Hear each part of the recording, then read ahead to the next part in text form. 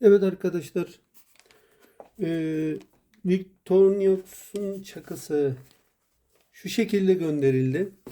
Hoş, poşetini de yanına koymuşlar kutuyla beraber. Güzel bir düşünce olmuş gene. Kutuyu da gayet bir şekilde doldurmuşlar. Sallanmasın diye. Bazı kutularda insan bu boşlukları doldurmuyor. Tıkır tıkır sallanıyor.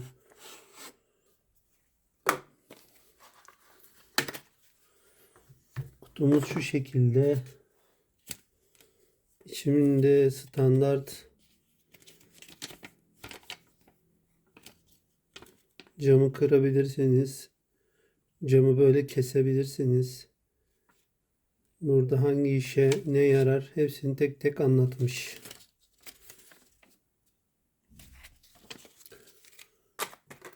Öncelikle şundan bahsedeceğim. Çok güzel bir şekilde yapılmış. Şuralara fosforlu düşünülmüş. Kayışa asmalı. Bu renkli olması doğada düşürdüğünüzde kamp yaparken özellikle gece falan çok güzel bulmanızı sağlıyor. İkincisi olarak da şuralarını da fosforlu yapmışlar. Karanlıkta gayet güzel bir şekilde parlamasını sağlıyor ama ortam şu an karanlık değil. Karanlık bir ortamda göstermeye çalışacağım. Elde tutuşu hoş. Şu güzel. Şöyle. Klasik tırtıklı ama acayip derecede keskin. Böyle tek tek şeylerimize bakalım. Bir 90 bir şey duracak şekilde yapılanmış. Bu da güzel bir düşünce. Bakın bu kilitleniyor burada. Bunlar da aynı şekilde kilitleniyorlar. Kilitlenme olayını düşünmeleri hoş olmuş. Klasik tornavidamız.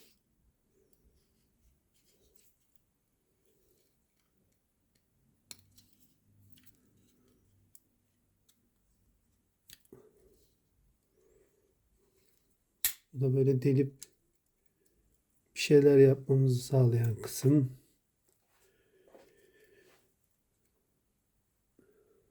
Testeremiz ki gayet keskin.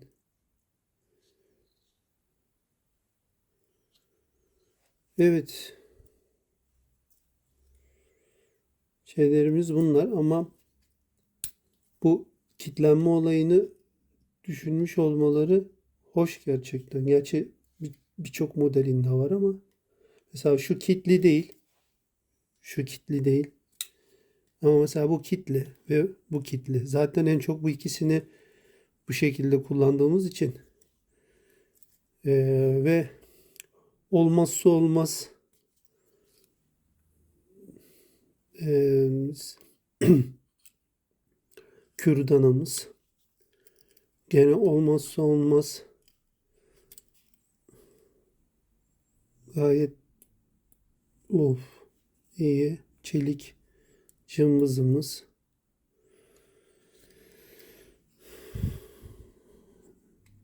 Şuraya bastırıp bunu yerine koyuyoruz.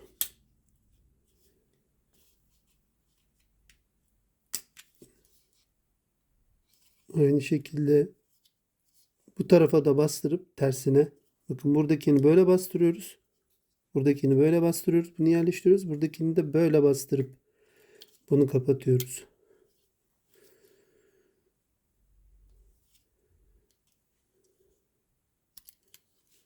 Bu normal kapanıyor. Bu normal kapanıyor. Bu da cam kırmamız. Şimdi Fosforlu olup olma muhabbetini nasıl gösterebilirim? Ona bir bakayım.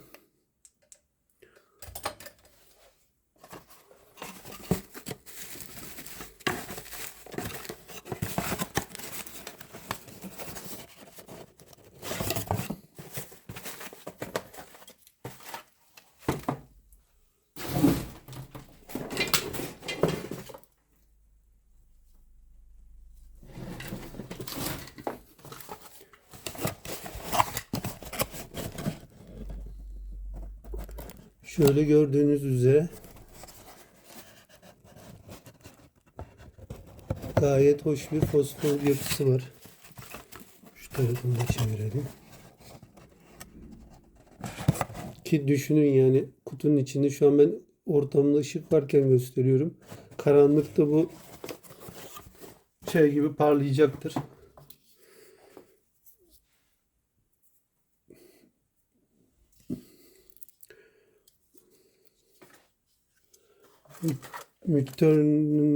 Bunun telaffuzunda ben zorlanıyorum arkadaşlar. Kusura bakmayın.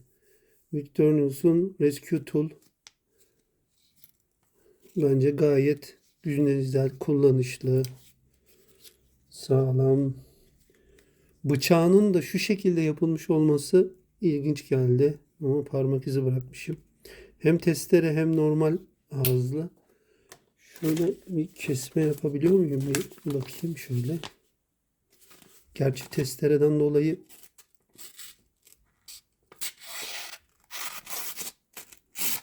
evet gayet güzel. Hani keskin ama şu testere dişten dolayı şey yapıyor. Kağıt takılıyor ister istemez. Ama görüyorsunuz.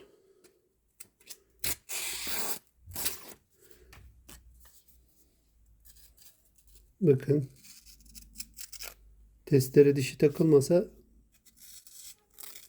şu tarafı gayet güzel kesiyor. Aha. Bu tarafı. Bu da bu tarafı. Testere kısmı da çok hoş.